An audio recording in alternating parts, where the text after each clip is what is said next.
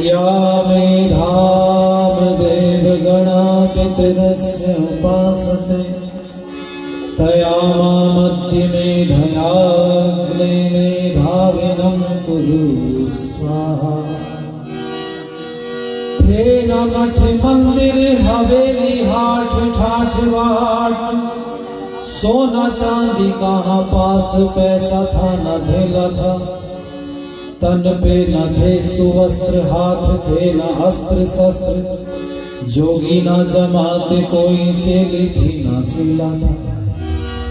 सत्य की कसौटी से संहारे सब मिथ्या पंथ, संकट विकट मर्दानगी से झेला था।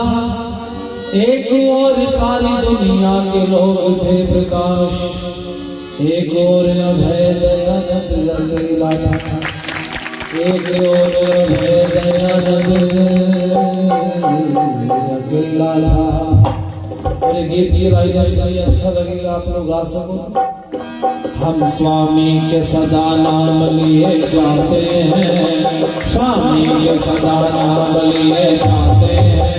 जहाँ को भेद का पैगाम दिए जाते हैं, जहाँ को भेद का पैगाम दिए जाते हैं, जहाँ को भेद का पैगाम दिए जाते हैं। स्वामी के सदा नाम लिए जाते हैं, स्वामी के सदा नाम लिए जाते हैं। जहाँ को भेद का पैगाम दिए जाते हैं, जहाँ को भेद का पैगाम दिए जाते हैं, जहाँ को भेद का पैगाम दिए। चला घर छोड़कर अज्ञान से लड़ने को ज्ञानी, चला घर छोड़कर अज्ञान से लड़ने को ज्ञानी। परेशान थे पिता और माँ की आंखों में पानी, परेशान थे पिता और माँ की आंखों में पानी।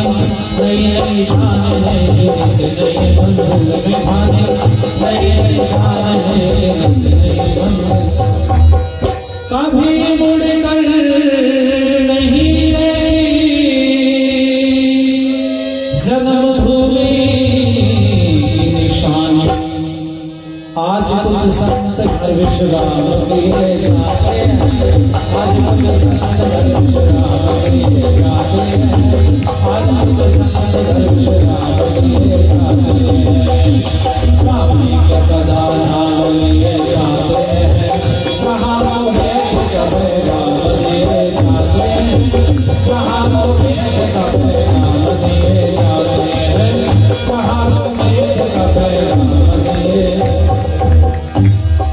मूल नक्षत्र में भी कोई फूल के जैसा न देखा, मूल नक्षत्र में भी कोई फूल के जैसा न देखा। अगर देखा दयानंद जैसा था वैसा न देखा, अगर देखा दयानंद जैसा था वैसा न देखा। धर्म और जाति पर इतना बड़ा सैला न देखा, धर्म और जाति पर इतना बड़ा सैला न देखा। चांद पर धब्बा देखा मगर उसके ऊपर कोई धब्बा न देखा। मगर कुछ सर फिरे बदनाम किए जाते हैं, सर फिरे बदनाम किए जाते हैं, मगर कुछ सर फिरे बदनाम किए जाते हैं। स्वामी के सदा नाम लिए जाते हैं, जहाँ को भेद का पैगाम दिए जाते हैं, जहाँ को भेद का पैगाम दिए जाते हैं, जहाँ को भेद का पैगाम दिए जाते हैं। हमारे बीच में मंच पर उपस्थित आदरणीय महात्मा कल्याण जी, मेरे से पूर्व जिनको आपने बड़ी श्रद्धा से सुना और बहुत सारी नई बातें हमारे बीच में परोस रही थी। कासगंज से उपस्थित हुई आचार्य किरण शास्त्री जी, भाई विनीत गिरी जी, भाई ओम प्रकाश जी, हमारी छोटी बहन जिसने बहुत सुंदर कार्यक्रम आपके बीच में प्रस्तुत किया, छवि आर्या। सुल्तानपुर से हमारे बीच में उपस्थित हुए हमारी मित्र मंडली के अभिनंग भाई गुड्डू आर्य जी, उनके साथ में मास्टर राम स्वरूप जी, और जो पूरा कर्म कांड उस क्षेत्र में कराते हैं आदरणीय आचार्य जी शर्मा जी और उनके सभी सहयोगी बंधु, कार्यक्रम का संचालन कर रहे हमारे भाई जिनसे वार्तालाप होता रहा है। आने के लिए नई जगह थी मेरे लिए, लेकिन उनसे वार्तालाप किया तो मुझे लगा नहीं ठीक है, अनुमति दे देनी चाहिए। हमारे आदरणीय श्री वीरेंद्र श्रीवास्तव जी, आर्य समाज के हमारे अध्यक्ष, बहुत ही कर्मठ व्यक्ति आदरणीय श्री रामचंद्र जी, भाई प्रवीण जी, अन्य हमारे कोषाध्यक्ष जी, मंत्री जी, सभी पदाधिकारीगण, आर्य समाज के भाई यादव जी हमारे बैठे, मिश्रा जी बैठे, बहुत सारे सदस्य बैठे, सभी धर्म प्रेमी सज्जन, पूजनी बंदनी मातृशक्ति, छोटे छोटे नन्हे मुन्ने प्यारे प्यारे बच्चों। जिस रात में आदमी दिन में अपना काम करके ऊर्जा को इकट्ठी करता है वापस सो के, उस रात में हम क्या काम कर रहे हैं जी? हाँ जी, अभी बहन जी बोल रही थी ना जागरण। जागरण का मतलब वही थोड़ी होता है कि जोर से बोलो, बोल नहीं रहे आप, जोर से बोलो, ऐसे ही होगा जागरण। जोर से बोलो, मैं नहीं सुनिया। वही बोलते मैं नहीं सुन लिया, वो जय माता दी, फिर से बोलो। अच्छा एक बात मुझे बहन जी के यहीं से शुरू करते हैं, चलो आज का कार्यक्रम। मुझे एक बात बताओ, जागरण देवियों के होते हैं या देवताओं के होते हैं? बोलो। देवियों के। आम जो है आम देवियों के ही हैं, हमारा कौन पूछा है? मैं पुरुषों का तो आज गुणगान महिलाओं का ही चल रहा है। मैंने कहा इनको कहीं गड्ढा खोद के दाम तो बेचारों इनकी कौन बात करेगा। लेकिन ध्यान देना भाई, कल भी मैंने एक चर्चा की थी, पहले आपके गुण बताऊं या गुण बताऊं? ये बताऊं। चलो जो आप कह दोगे उसी से शुरुआत कर देते हैं। आप गुण पहले बता दें, कल को रोटी ना मिले। आपने तो कह दी मुझे देखना कल को इतना बढ़िया स्वादिष्ट भोजन मिलता है तो वो कल से पूरा ताला लग जाए। बोले बड़ी बकवास कर रहा था मंच पे बैठ के। ऐसा भी हो सकता है कुछ फालतू माता जी ऐड कर दे उसमें, मिर्च नमक कुछ फालतू डाल दे, तो भैया हमें रोटी बढ़िया मिल रही, हम काहे को बुराई करें। पर चलो जो जो बात है वो तो करनी पड़ेगी। वैसे पुरुष स्त्रियों की बुराई कहाँ करते हैं? ना तो महात्मा जी ने की, ना मैं कर रहा। ये तो बीच में दो आई थी इन्होंने बखिया उधेड़ी, तुम्हारी माता अपनों से सावधान रहना चाहिए। एक ट्रक पे लिखा था अपनों से सावधान, गैर तो है ही गैर, उससे क्या सावधानी या सावधानी, दूर हमसे। अपनों से सावधान रहना चाहिए। और दुनिया में स्त्री ही स्त्री की शत्रु है, पुरुष किसी स्त्री का कभी कोई शत्रु ना था, ना है, ना कभी होगा। पर भाई हमारे वालों का भी थोड़ा सा ध्यान रखा करो इनका। जब से सीट प्रधानी की आ गई गांव में तब से दुर्गति है पुरुषों की। कई घरों में तो स्त्री प्रधान बन गई, वो बेचारा कुछ कर ही नहीं सकता, उसकी हिम्मत ही नहीं। वो तौलिया कहाँ डाली, क्यों डाली यहाँ? अच्छा अभी रख देता हूँ। तो भाई ऐसा नहीं, अत्याचार माताओं पे होते हैं, पुरुषों पे अब ज्यादातर बढ़ रहे हैं, पुरुष हिंसा ज्यादा हो रही। और मैं आपसे कहूंगा माताओं जरा ध्यान दीजिएगा, पुरुष कहाँ आपकी बुराई करते हैं, आपके शत्रु तो स्त्रियां हैं, स्त्रियों की। मैंने देखा 3-4 माताएं बैठी बहुत देर से। अच्छा 3-4 माताएं बैठी बात कर रही थी। अब तुम्हें ऑप्शन दे रहा हूं, तुम बताना वो क्या बात कर रही होंगी। वो किसी की प्रशंसा कर रही थी, एक बात। दूसरी बात, या वो सत्संग की चर्चा कर रही थी, 2 बात। या तीसरी बात, किसी की चुगली कर रही थी। बताओ, आप तो थे नहीं, आपको कैसे पता? क्योंकि सामान्य सबको पता होता है कि भाई जो माताएं 3-4 बैठी हैं, ना तो किसी की प्रशंसा करेंगी, ना किसी सत्संग की चर्चा करेंगी। वो फलाने के घर में ऐसे हो गया, तुझे पता उसकी बहू ने उसको सास को रोटी नहीं दी, कल से निकाल के बाहर कर दिया। हमारे तो एक गांव में था एक व्यक्ति, वो मर गया बेचारा, वो कहता था ये न्यूज़पेपर है, अखबार पढ़ने की जरूरत ना, अखबार में तो बाहर की चर्चा होती है। गांव में 2-4 माताएं ऐसी भी होती है जिनको हर कोने की खबर रहती है पूरे दिन उनको। पर आओ कुछ प्रशंसा भी मैं आपकी करना चाहूंगा। एक नौजवान खड़ा है एक युवती के पास, युवती भी जवान, साड़ी बांध करके पानी लेने के लिए कुएं पर गई और डोल से खींच के पानी निकाल रही है। ये नौजवान इसके पास में खड़ा होकर के कहने लगा कि देवी, बोले हाँ, कि मैं घर से निकला हूं कुछ जानने के लिए। बोले क्या जानना चाहते?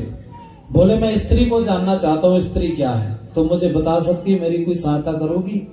इसने कहा हाँ, कर देती हूँ तेरी सहायता, 1 मिनट रुक जा।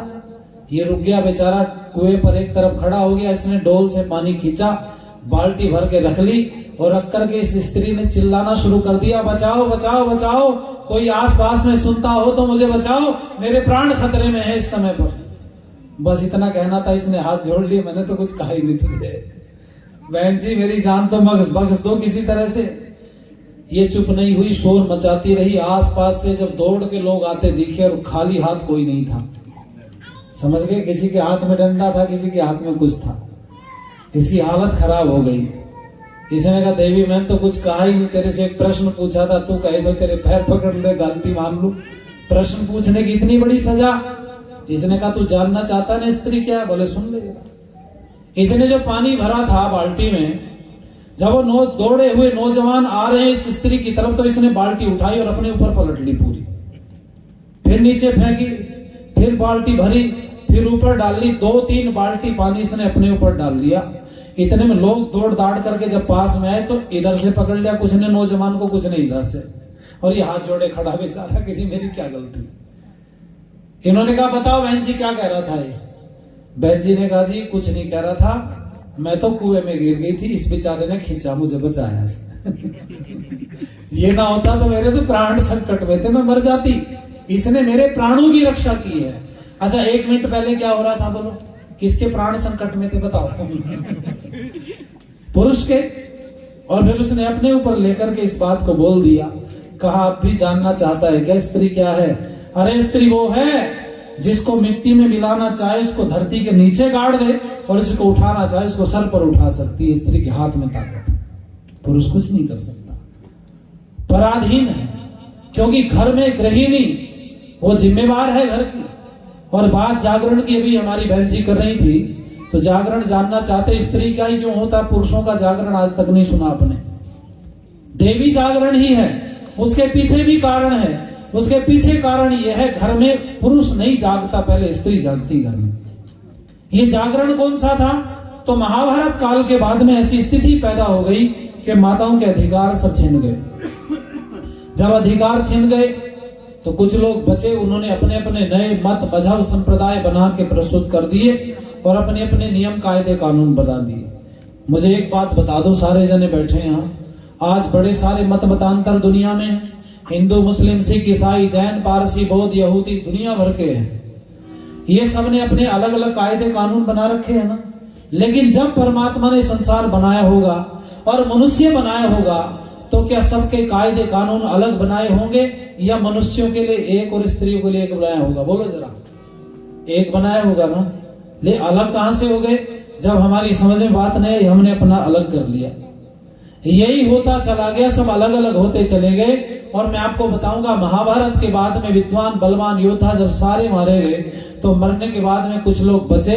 उन्होंने कहा कि भाई अब हमारी चलेगी, अब हम जैसा करेंगे वैसा होगा। तो स्त्रियां कुछ इंटरफेयर करना शुरू कर गई। स्त्रियों ने कहा जी ऐसे कैसे कर लोगे? तो बिना मतलब की बात है, क्योंकि पुरुष ही ज्ञानी थोड़ी थे, स्त्रियों को भी तो बड़ा ज्ञान था। आप पढ़ो जरा महाभारत उठा करके, द्रौपदी जैसी विदुषी, जिसके सामने नहीं था कोई, जिसके सामने कोई टिक नहीं सकता था, उस द्रौपदी का चरित्र भी बर्बाद कर दिया हमारे लोगों ने। और क्या बोल दिया जी? द्रौपदी के कितने पति थे बोलो जरा? 5 बोल दिए। अच्छा मैं आपको बताऊं, पुरुष के तो 1 से अधिक स्त्री आपको मिल जाएंगी, बहुत पुरुष मिल जाएंगे, लेकिन क्या 1 से अधिक पति किसी स्त्री का मिल सकता है? तो बोलो, नहीं हो सकता। मैं दुनिया की नहीं जानता, पर भारत की मैं गारंटी लेता हूं।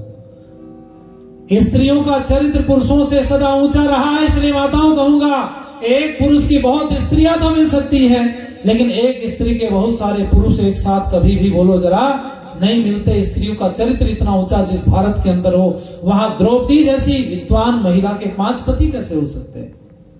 ये पागलपन की बात हमें पढ़ाई गई, हमारे ग्रंथों में इंटरफेयर किया गया, उनमें परिवर्तन कर दिया गया, ग्रंथों में मिलावट हुई, प्रक्षेप हुआ, और ग्रंथों में मिलावट का परिणाम ये हुआ, हम जिस महापुरुष का नाम लेते हैं उसी का चरित्र बिगड़ा हुआ हमें मिलता है। देख लो, द्रौपदी के 5 पति बता दिए, सीता पर भी लांछन लोगों ने लगा दिए, और रामचंद्र को ही कहां छोड़ा? रामचंद्र जी के विषय में लोगों ने बोल दिया कि उन्होंने तो धोबी के कहने से अपनी पत्नी को छोड़ दिया था। बोलो, सुना ना आपने, चर्चा इधर उधर चलती है। आप एक महापुरुष का नाम बताओ, ब्रह्मा जी का नाम लिया लोगों ने तो उन पर लांछन लगा दिए कि ब्रह्मा ने अपनी ही पुत्री से विवाह कर लिया। अरे पागलपन की बातें अच्छी नहीं लगती क्या? दुनिया में ब्रह्मा एक ही हुआ है? ब्रह्मा तो बहुत हुए हैं। ब्रह्मा किसको कहा जाता है? जिसको चारों वेद याद होते हैं उसको ब्रह्मा कहा जाता है। जो 4 वेदों का विद्वान होता है, ज्ञानी होता है, उसको ब्रह्मा कहा जाता है। मैं प्रातःकाल हवन पर बोल तो रहा था, जिसको एक वेद याद होता था उसको वेदी बोलते थे। क्या बोलते थे? बोलो जरा, वेदी। जिसको 2 वेद याद हुए उसको बोल दो जरा। और जिसको 3 वेद याद हुए बोलो। और जिसको 4 वेद याद हो गए बोलो चतुर्वेदी। जिसका नाम चतुर्वेदी होता था उसी का नाम ब्रह्मा भी होता था। उपाध्याय किसको कहते थे?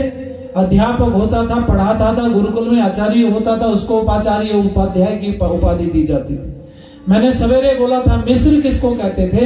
या मिश्रा जो शब्द आजकल आप लोग पढ़ रहे हैं, ये मिस्र का मतलब समझते हो आप लोग? जिसको मिश्रित ज्ञान था ग्रंथों का उसको मिस्र कहा गया। जिसने एक विशेष ग्रंथ नहीं पढ़ के बहुत सारे ग्रंथ पढ़े उसको मिश्रा कहा गया। लेकिन आज भाई नाम केवल रह गए। वेदी नाम के पीछे जरूर लगा है लेकिन वेद पढ़ा नहीं है। द्विवेदी जरूर है लेकिन 2 वेद पढ़े नहीं है। त्रिवेदी नाम जरूर है पर 3 वेद का नाम भी याद नहीं है। चतुर्वेदी हम जरूर लगा रहे हैं लेकिन 4 वेदों में कितने मंत्र हमें पता नहीं। स्थिति बिगड़ी भारत की, और ऐसी बिगड़ी, मैं आप लोगों से कहूंगा जरा गीत की लाइनें सुनिएगा। जर जर होता ही गया दिन पर दिन ये देश, ओ जर जर होता ही गया दिन पर दिन ये देश रे। वैदिक धर्म को छोड़ कर बना भिक्षुकारी नरेश रे।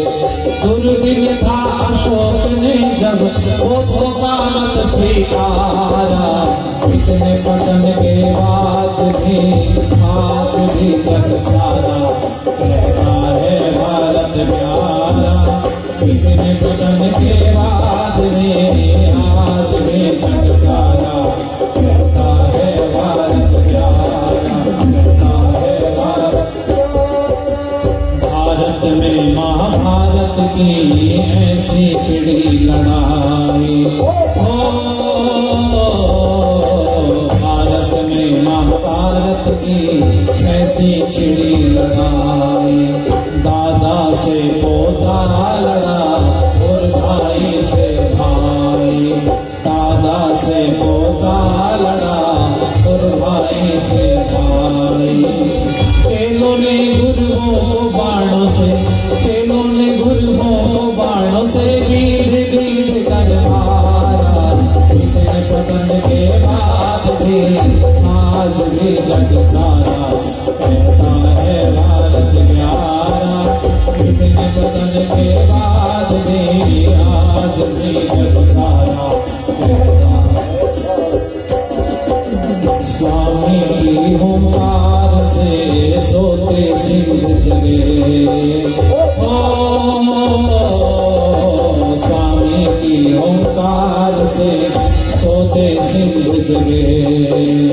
पन्ने फिर इतिहास के खून से गए रंगे, पन्ने फिर इतिहास के खून से गए रंगे। बलिदानों ने आजादी को, बलिदानों ने आजादी को दे दिया जन्म दोबारा।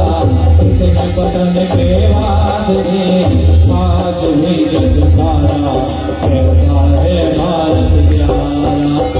सदियों तक गर्दिश में जिसका, सदियों तक गर्दिश में जिसका डूबा रहा सितारा। इतने पतन के बाद में आज भी जग सारा कहता है भारत प्यारा। इतने पतन के बाद में आज भी जग सारा कहता है भारत प्यारा, कहता है भारत प्यारा। प्रत्येक महापुरुष का चरित्र बिगाड़ दिया देश में, हमने नहीं बिगाड़ा। जिन्होंने आक्रमण किया भारत देश के ऊपर, उन्होंने सबसे पहले रीढ़ तोड़ी भारत की। उन्होंने कहा अगर ये महापुरुष इनके रहेंगे सुरक्षित तो ये प्रेरणा लेते रहेंगे और फिर सुरक्षित रहेंगे। तो सबसे पहले महापुरुषों का चरित्र बिगाड़ो, और इन्होंने योगेश्वर कृष्ण को नहीं छोड़ा। आप देखो योगेश्वर कृष्ण के विषय में क्या बोल दिया लोगों ने। योगेश्वर कृष्ण की पत्नी का तो नाम आज कहीं आता नहीं है। क्यों जी? रुक्मणी थी उनकी पत्नी, लेकिन आज माताएं बहनें भी और कथावाचक भी हमारे रात दिन शोर मचा रहे हैं, राधा राधा राधा राधा राधा राधा बोलना पड़ेगा। कई लोगों ने तो यही कह दिया। कुछ लोग बोलते थे ना भारत माता की जय बोलना पड़ेगा, यदि भारत में रहना होगा वंदे मातरम कहना होगा। इन्होंने नारे ही बदल दिए, इन्होंने कहा राधा राधा तो कहना ही पड़ेगा। मैं कौन सी गाड़ी टकरी राधा के बिना ही बताओ। ये बिना मतलब की बातें करते हो, राधा कृष्ण के साथ कहीं है क्या? आप चिंतन तो करो भाई, कैसा माइंड वॉश कर दिया गया। पत्नी को छोड़ दिया और ऐसी स्त्री साथ में जोड़ दी जिसका कोई अस्तित्व है नहीं, जो है ही नहीं कृष्ण के साथ में। यहां तक नहीं रुका लिखने वाला, उसने लिख दिया कृष्ण की जो राधा थी वो तो अभिन्न अंग थी, और लिखा 16,108 रानियां थी कृष्ण के। कितनी लिख दी बोलो? और यहां तक नहीं रुका, कहा सबके 10-10 बच्चे थे। मैंने कहा तेरा बेड़ा गर्क करे भगवान। क्यों जी? नाश खेत बर्बाद कर दिया एक महापुरुष के जीवन को। अच्छा, योगेश्वर कृष्ण की अगर एक पत्नी मान लेंगे तो कुछ नुकसान हो जाएगा क्या? बोलो, कोई नुकसान हो जाएगा? एक बेटा मान लेंगे तो कोई नुकसान हो जाएगा? मैं इनसे सारों से पूछता हूं, अगर योगेश्वर कृष्ण की 16,108 रानी थी, सबके 10-10 बच्चे थे, तो कितने बालक हो गए भाई सारे? 1,60,080 है ना? ऐसे ही बनेंगे ना। 1,60,080 बच्चे हो गए, तो इनमें से सारे छोड़ के 10 के नाम बता दे बस। क्यों जी? 2-4 लड़की भी हुई होंगी, सारे लड़के ही हुए थे। बिना सर पैर की बात है, मंच पर बैठते हैं बहुत बढ़िया पूरा माथे पर रंग करके, और लोग का पागलपन हम प्रश्न ही पूछते। अरे भाई, जिसने विवाह किया, जो विवाहिता थी, उसका नाम तो तुम कहीं लेते नहीं, रुक्मणी जी का, और उसके साथ में कृष्ण जी के राधा को जोड़ दिया। ऐसा चरित्र बिना मतलब लगा दिए लांछन। और सुनो, कृष्ण के साथ में और क्या क्या कहानियां होती। वो कहते हैं कि कृष्ण जी स्त्रियों को नहाती हुई के वस्त्र उठा के ले जाता था, और कोई कमी रह गई क्या? चोरी करता था, रास रचाता था, कितने काम बनाते। मैं आपसे पूछूं, बहुत सारी माताएं बहनें कृष्ण के साथ में राधा का नाम लेती होंगी। कौन कौन लेती? हाथ उठाओ। कुछ नहीं कहेंगे, केवल बताना है आपको। सभी लेती है। ये हमारी गुड़ियों ने तो हिम्मत दिखाई। ये माताएं पक्की हैं एकदम, बोले मर जाए हाथ ना उठाओ। जो मर्जी हो। अच्छा बताओ, हाथ तो उठाओ, कौन कौन लेती है? उठाओ। एक माता जी ने यूं करके नीचे कर दिया, काय को जब कोई उठाई ना रही छोड़ो। चलो, मैं कोई आपको कुछ बोल नहीं रहा, केवल समझाने के उद्देश्य से बता रहा। अच्छा, राधा कौन थी कृष्ण की? प्रेमिका। क्यों जी? प्रेमिका थी ना। तो जो राधा का नाम लेती है, हे भगवान डरते डरते बोल रहा हूं, उनके पति क्या एक एक प्रेमिका रख सकते हैं? क्या जी? क्या उनको अधिकार है ऐसा? जब तुम अपने पति को नहीं दे सकती अधिकार, या इतनी छूट नहीं दे सकती, तो रुक्मणी तुमसे कमजोर थी क्या? बताओ, या मूर्ख पागल थी वो? बोलो, मेरी बात है तो गलत बताओ कि मेरी तो कुछ है ही नहीं, मैं तो पूछ रहा हूं केवल। दूसरी बात बताओ मुझे, योगेश्वर कृष्ण के विषय में लोगों ने पागलपन किया, लांछन लगा दिया कि वो स्त्रियों के साथ रास रचाते थे, नाचते थे, और इस बात को कई माताएं भी मानती हैं। तो मैं उन माताओं से भी पूछूंगा, बहन बेटियों से अपनी, क्या तुम अपने पति को किसी दूसरी स्त्री के साथ ठुमका लगाते देख सकती हो? अरे बोलो भाई, या तो यूं करो या यूं करो, बोलो, गर्दन वर्दन तो हिलाओ।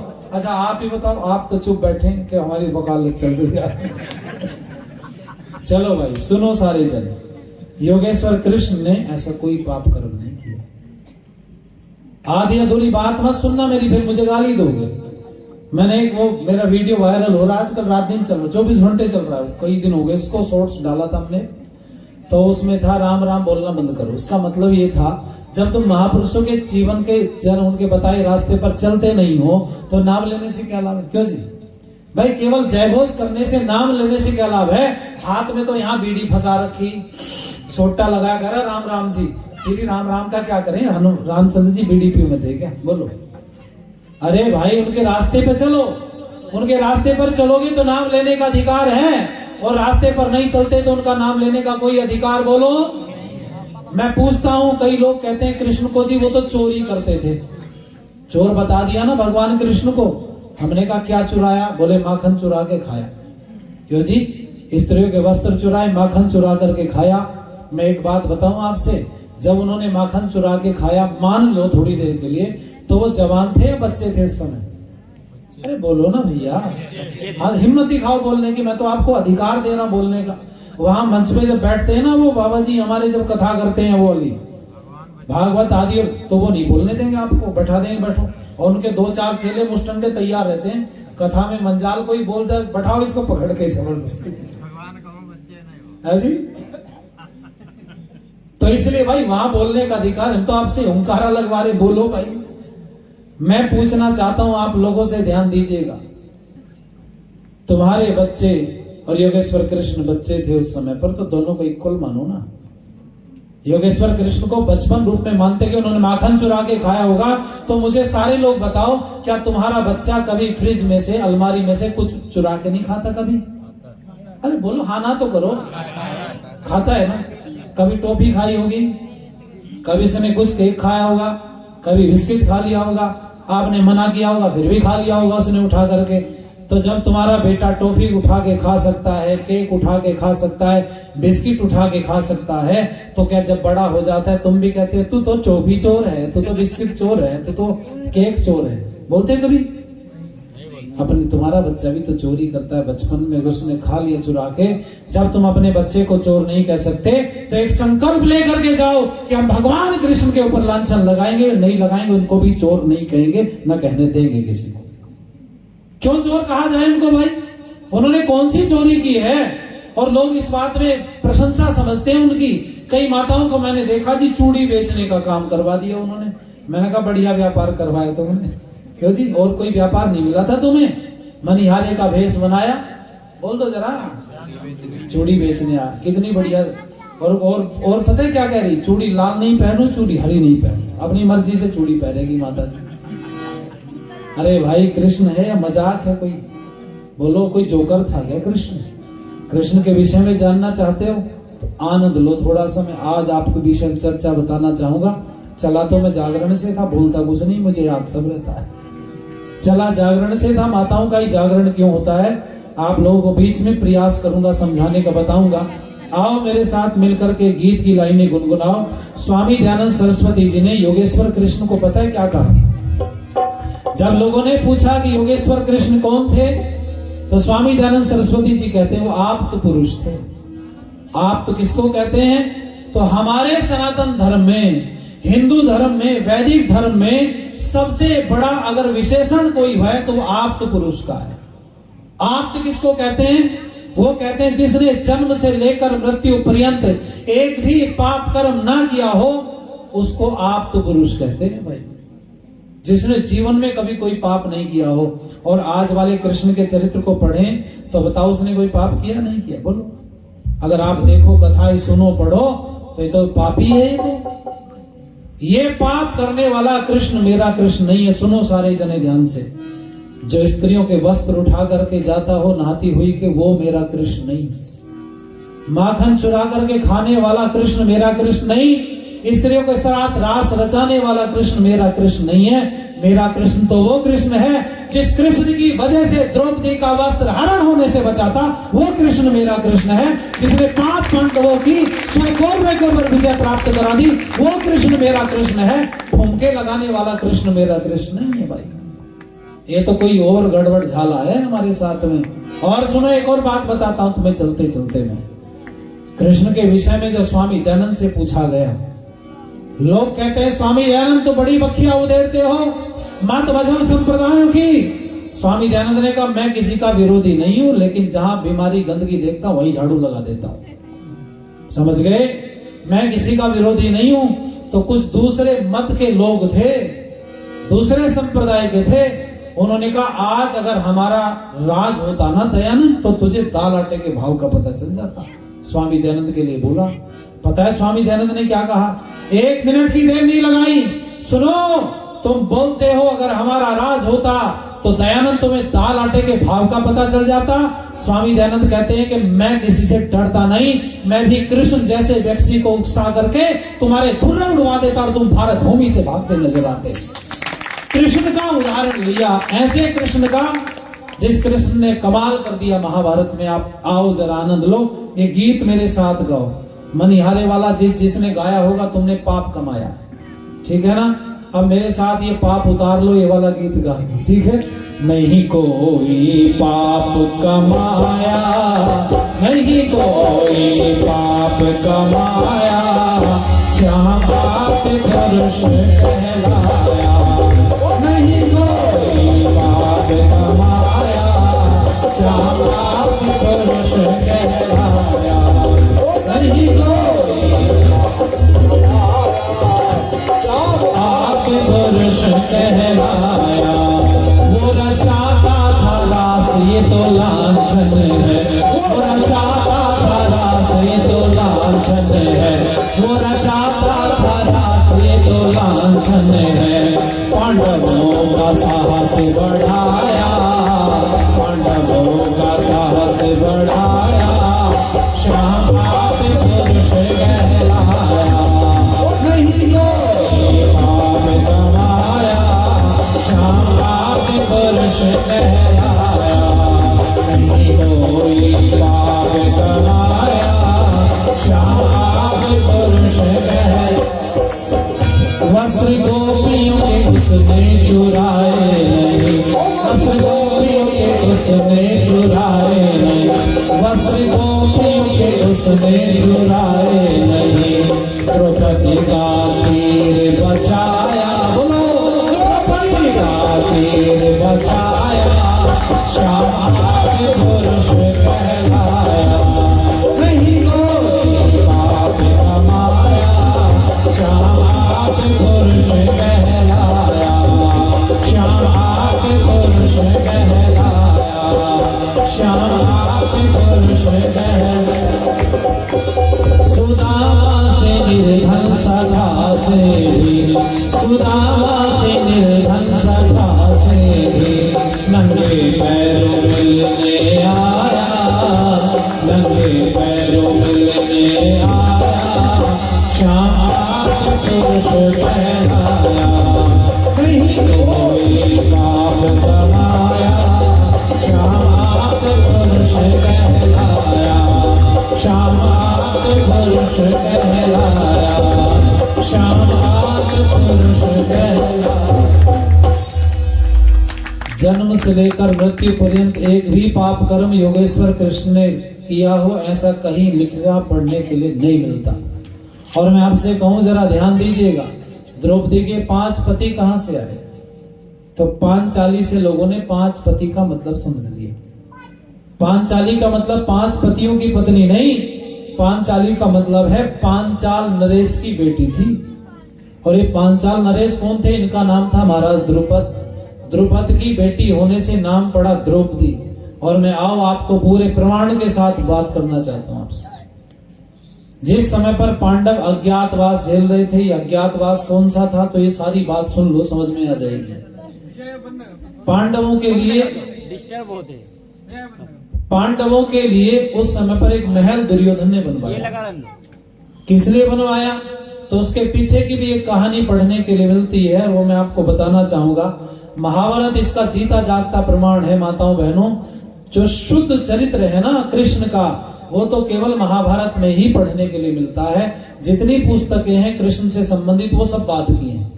केवल महाभारत में योगेश्वर कृष्ण का चरित्र है, उसके अलावा कहीं दूसरी जगह पर नहीं। योगेश्वर कृष्ण को पढ़ने के लिए कौन कौन सी किताबों में चरित्र मिलेगा? महाभारत में मिल जाएगा। दूसरा विष्णु पुराण में भी है, तीसरा हरिवंश पुराण में भी है, चौथा भागवत महापुराण में भी है, और कुछ कुछ गड़बड़ चरित्र योगेश्वर कृष्ण का जहां से ज्यादा बर्बाद हुआ चरित्र वो ब्रह्म वैवर्त पुराण में भी है। मैं सुनी हुई बात नहीं बोलता, मैं पढ़ी हुई बोल रहा हूं। आप बाद में मिलोगे मेरे से तो प्रमाण ले लेना, मेरे पास रखता हूं हर समय सुरक्षित। आपकी जानकारी के लिए बताऊं, ये पांडु और धृतराष्ट्र 2 भाई थे। पांडु बीमार हो गए, राजगद्दी से खाली हो गई, तो उनके छोटे भाई धृतराष्ट्र गद्दी पर बैठ गए। ये अंधे थे, इनकी पत्नी ने भी आंखों से पट्टी बांध ली। उसने कहा जब मेरा पति नहीं देख सकता तो मैं भी नहीं देखूंगी। दोनों ने अंधे हो गए, बच्चों की तरफ ध्यान नहीं दिया, बच्चे बिगड़ गए। यही होता भी है, माँ पिता दोनों में से अगर कोई भी बच्चों का ध्यान ना रखे तो बच्चे सुधरेंगे क्या? बोलो। अरे संभालने वाले ही दोनों नहीं रहे, संरक्षक पालक ही गड़बड़ हो गए तो कैसे बात बनेगी? हुआ ये, बच्चे बिगड़ गए, धृतराष्ट्र गद्दी पर बैठे रहे। एक दिन धृतराष्ट्र ने रात को महात्मा विदुर को बुलाया, रात के समय। महात्मा विदुर ने कहा भाई ऐसी कौन सी आफत आन पड़ी, रात के समय मुझे बुलाया तुमने? तो उन्होंने कहा महाराज, विदुर से कहा, बोले हाँ, कि मुझे नींद नहीं आ रही। तो महात्मा विदुर बड़े विद्वान व्यक्ति थे। महात्मा विदुर ने कहा नींद नहीं आने के कुछ कारण है, वो कारण तुम्हें बता देता हूं, तुम्हें समझ में बात आ जाएगी नींद क्यों नहीं आ रही। महात्मा विदुर ने कहा कि सुनो भाई, जो बहुत कामी पुरुष होता है ना, उसको भी रात में नींद नहीं आती।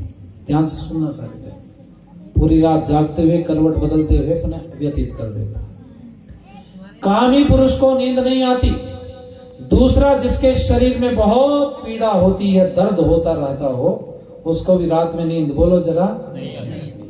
तीसरा व्यक्ति जो बहुत बड़ा लालची हो जाता है, अपना लालच पूरा करने के लिए निरंतर सोचता रहता है, ऐसे लालची व्यक्ति को भी नींद, बोलो जरा, नहीं आती। धृतराष्ट्र ने कहा महाराज समझ में आ गई पूरी बात। बोले कैसे? कि कामी भी नहीं हूं, दूसरा रोगी भी नहीं हूं, अंधा तो बचपन से, शरीर में रोग कोई नहीं है, ना कामी हूं ना रोगी हूं। तीसरी बात समझ में आ गई कि लालच है मन में। महात्मा विदुर ने कहा क्या लालच है? कहने लगा मेरे सर पर जो एक ताज बंधा हुआ है ना हस्तिनापुर का, जब मैं गर्दन हिलाता हूं तो इसमें घुंघरों की आवाज आती है, इतनी मीठी आवाज आती है, वो मेरे कानों में रस बस गई है। मुझे ऐसा लगता है अब ये मुकुट मेरे सर से उतरना नहीं चाहिए। देखो भाई, कब नहीं उतरेगा? जब बड़ा भाई ठीक होके नहीं आएगा, वहीं मर जाएगा। धृतराष्ट्र भी तो अपने बड़े भाई को मरना सोच रहा है। जो अपना उपचार कराने के लिए गया, चिकित्सा कराने के लिए, वो वापस आएगा तो मुकुट उतर जाएगा। कहीं ना कहीं मन ही मन में चिंतन कर रहा है कि ये मुकुट ना उतरे। क्यों? क्योंकि मुकुट उतरेगा मुझे अच्छा नहीं लगेगा, मुकुट को मैं उतरने नहीं देना चाहता। यही सबसे बड़ा लालच मन में, इसलिए रात को नींद नहीं आती। संतान बिगड़ गई, दुर्योधन गद्दी पर बैठ गया।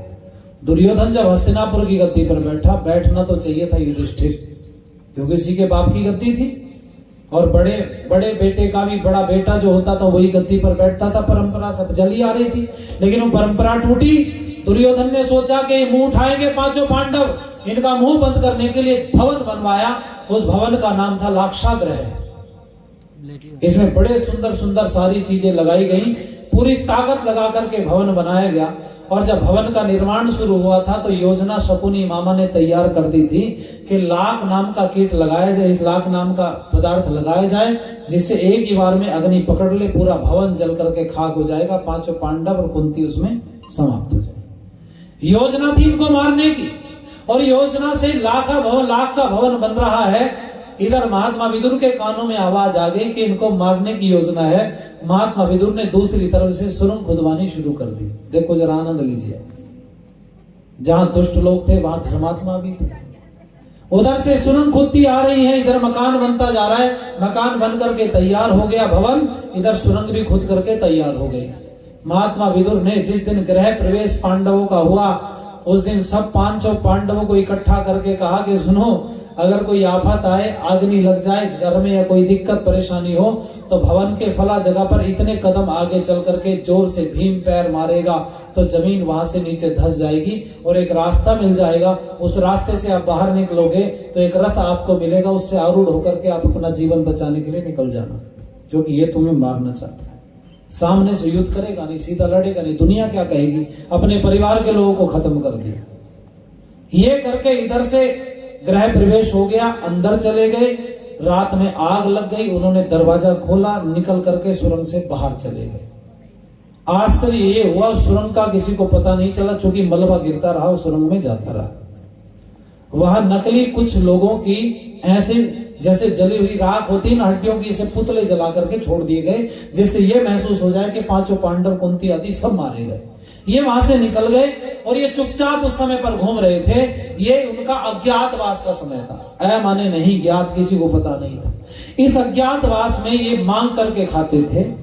उस समय पर कोई भिक्षा करता था, कोई किसी के नौकरी कर रहा था, कोई कुछ कार्य कर रहा था, अपना जीवन यापन जैसे तैसे कर रहे थे। स्थिति ये पैदा हो गई कि इन्होंने एक आवाज सुनी कि भैया द्रुपद महाराज की एक बेटी विवाह के योग्य हो गई है, और उन्होंने एक शर्त रखी, जो शर्त पूरा कर देगा उनकी बेटी उसी के गले में माला डाल देगी। शर्त क्या थी?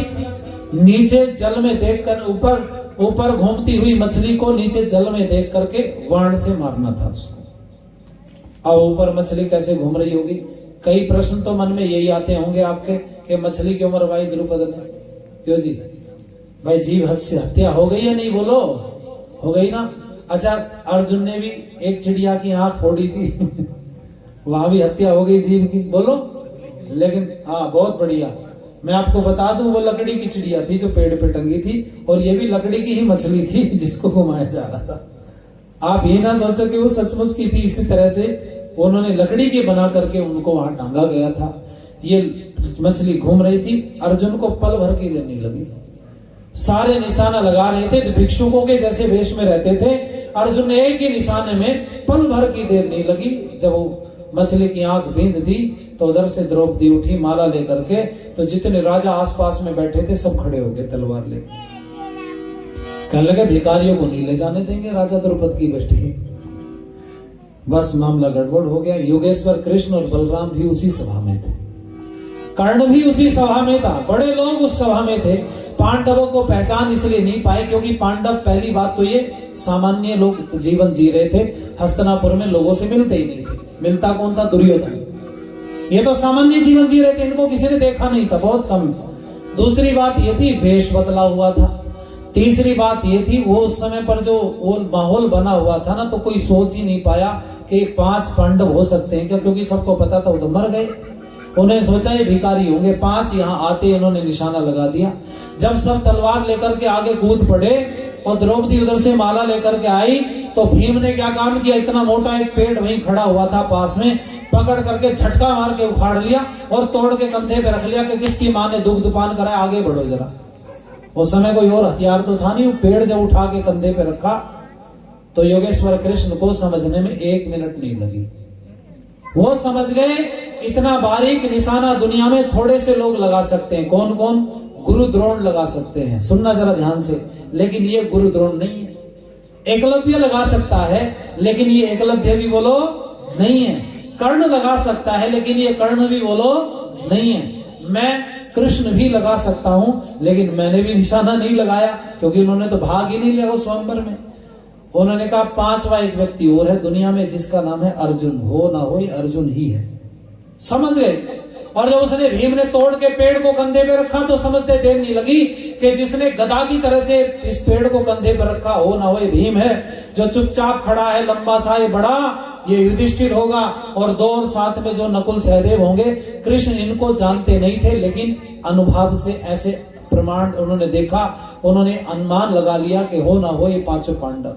जब ये बात समझ में आई, कृष्ण कूद पड़े लड़ाई में, बीच में हाथ खड़े करके कहने लगे, भी सुनो। बोले क्या?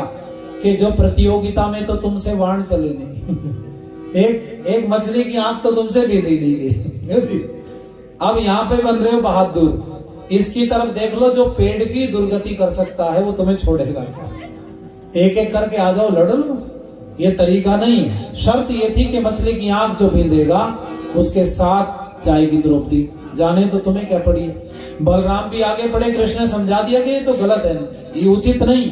और मैं आपको बताना चाहूंगा, ध्यान देना, ये खुशी खुशी द्रौपदी को वहां से लेके चल दी है। आप ध्यान देना जरा, यहाँ से गड़बड़ हुआ है मामला। ये कुंती माता रसोई में काम कर रही थी, और काम करते हुए कुंती माता के कान में आवाज आई, कौतूहल जब हुआ घर में, तो उन्होंने कहा, देखो माँ हम क्या लाए हैं। तो कुंती रसोई में से क्या बोली, तुम्हें सबको पता, बोल दो। जो भी लाए हो 5 भाई बांट लो। अच्छा, लड्डू पेड़े लाए थे क्या भैया? क्यों जी, क्या लाए थे? प्रसाद था, कोई खाने पीने का सामान था क्या? स्त्री को कैसे बांटा जा सकता? अच्छा, आपके बेटे चले जाएं कहीं प्रतियोगिता में, माताएं बताना मुझे, आपके 2-3 बेटे हैं, वो कहीं प्रतियोगिता में चले जाएं, तो जब लौट के आए घर में शोर मचे, तो वो कहें माँ देखो हम क्या लाए हैं, और आप भी रसोई में काम कर रही हो, तो अंदर से बोल देगी जो लाए तीनों भाई बांट लो, या बाहर निकल के देखोगी? बोलो हाँ जी। हाँ, ये हमारी वाली माता कह रही हम बाहर निकल के देखेंगी। हाँ, आप तो समझदार हो, कुंती बेचारी मूर्ख थी उसने अंदर से बोल दी। ऐसा नहीं है, कुंती बाहर निकली और गले लगा करके कहा बड़े दिन से प्रतीक्षा थी, मैं अपने युधिष्ठिर का विवाह करना चाहती थी, अब धूमधाम से युधिष्ठिर का विवाह करूंगी इसके साथ में। राजा द्रुपद की बेटी है। कृष्ण के सामने जब द्रुपद रोने लगा ना, द्रौपदी का पिताजी, तो उसने कहा तू पागल हो गया। द्रुपद बोले क्यों? अरे जो चिड़िया की आंख बींद सकता है वो छतरी नहीं होगा क्या? बोलो, ये भिखारियों का काम थोड़ा ही है, ये कोई ऐसे थोड़ी के नीचे देखा और ऊपर को तुक्का मार दिया। ये तो बड़े बड़े भारती बैठे, उनसे ना लगा निशाना। ये निशाना लगाने वाला हो ना हो अर्जुन है। तो उसने कहा अर्जुन है तो भी तो गड़बड़ हो गया। बोले क्या? कि तो भी तो अर्जुन तो छोटा, युधिष्ठिर बड़ा, अगर राजा बनेगा तो युधिष्ठिर बनेगा, अर्जुन का नंबर कहां से? उसने कहा ना सुनो, युधिष्ठिर का विवाह नहीं हुआ है, ऐसी परिस्थिति में मुझे पूरा पता है विवाह द्रौपदी का युधिष्ठिर के साथ ही किया जाएगा, क्योंकि बड़ा भाई अभी कुंवारा बैठा हुआ है। और यही हुआ। कृष्ण पीछे पीछे पहुंचे उनके। जब पीछे पीछे पहुंचे तो वो कुम्हार के घर में एक रहते थे वो लोग। कृष्ण को देख करके बेचारे कांप गए सारे। उन्होंने सोचा कि कोई ना कोई गुप्तचरी दुर्योधन ने भेज दिया हमें मरवाने के लिए। कृष्ण ने क्या काम किया? आगे बढ़ करके पहले कुंती माता के चरण छुए। देखो कितना बड़ा व्यक्ति, कितना सरल। कुंती माता के चरण छुए, फिर आगे बढ़ करके युधिष्ठिर भैया के चरण छुए, क्योंकि युधिष्ठिर उम्र में बड़े थे कृष्ण से। जब पैर छुए तो डर करके हाथ जोड़ लिया। आप कौन? तो कुंती माता को परिचय देते हुए कहा कि मैं वसुदेव का बेटा कृष्ण हूं। बस इतना बोलना था। कुंती ने गले से लगा लिया और रोने लगी फूट फूट के। बड़े दिन से प्रतीक्षा थी, कोई सुध लेने वाला नहीं है, तू आ गया, मेरे दिन अच्छे हो जाएंगे। ये भीम का पेट नहीं भरता, ये पूरे दिन भूखा रहता है बेचारा। जो कुछ आता है बचता है, बाद में इसका पेट नहीं भरता, मांग करके लाते, जैसे तैसे जीवन जी रहे हैं। कोई सुध लेने वाला नहीं, किसी को बता भी नहीं सकते हम कौन है, कैसे आए हैं। अब तू आ गया बेटे, अब सब कुछ ठीक हो जाएगा। कृष्ण ने कहा मैं संकल्प लेता हूँ बुआ, बस मुझे एक बार वापस जाने दे द्रुपद के पास, मैं देखता हूँ कि तुम कैसे बिगाड़ी रहोगे। इतना कहना था। कृष्ण लौट करके द्रुपद के पास आए, द्रुपद को धमकाया आते ही। बोले बेटे का ही है इसमें हिस्सा है, बेटी का भी है राज्य में तेरी, बता। द्रुपद ने कहा बताओ क्या कहना चाहते हो। बोले अपने राज्य के 3 हिस्से कर ले, एक हिस्से में तू बैठ जा, एक में अपने बेटे को रख ले, एक द्रौपदी को दे दे, और द्रौपदी को जो हिस्सा देगा वो दहेज में दे करके उस वाले हिस्से का राजा हम युधिष्ठिर को बनाएंगे। और युधिष्ठिर की पत्नी द्रौपदी, जब युधिष्ठिर राजा बनेंगे तेरी बेटी द्रौपदी महारानी बन जाएगी। एक ही बार में काम हो जाएगा, जीवन भी बच जाएगा। कृष्ण ने बोला। द्रुपद ने 1 मिनट की देर नहीं लगाई, तब इंद्रप्रस्थ को राजधानी बनाया गया कृष्ण के कहने से। ये इंद्रप्रस्थ किसका राज्य था? द्रुपद का। द्रुपद को भी बंदी बना लिया था अर्जुन आदि ने एक बार। बड़ी लंबी चर्चा है, वो सारी चीजें नहीं कह सकता आपके सामने, पर मैं आपसे कहूंगा जरा ध्यान देना। वीर शहीदों की कुर्बानी के अफसाने भुला दिए, आर्य सभ्यता संस्कृति के दीप सुहाने बुझा दिए। अरे भारत माँ के सपने सुहाने सब मिट्टी में मिला दिए। राम का मंदिर बना नहीं, और राम के मंदिर बना नहीं। अरे राम का मंदिर बना नहीं, पर राम के मंदिर बना दिए। राम के मंदिर बना दिए, राम के मंदिर बना दिए। राम का मंदिर बना नहीं, पर राम के मंदिर बना दिए। राम का मंदिर बना नहीं, पर राम के मद्यपान कर नित्य प्रतिदिन सब गड़बड़ सा लगता है। मद्यपान कर नित्य प्रतिदिन सब गड़बड़ सा लगता है। चेहरे के ऊपर देखो मौसम पतझड़ सा लगता है। चेहरे के ऊपर देखो मौसम पतझड़ सा लगता है। शराब पीने वालों के घर डेरा है बंगाली का। शराब पीने वालों के घर डेरा है बंगाली का। मौसम बसंत विहीन हाल बेहाल हुआ घरवाली का। मौसम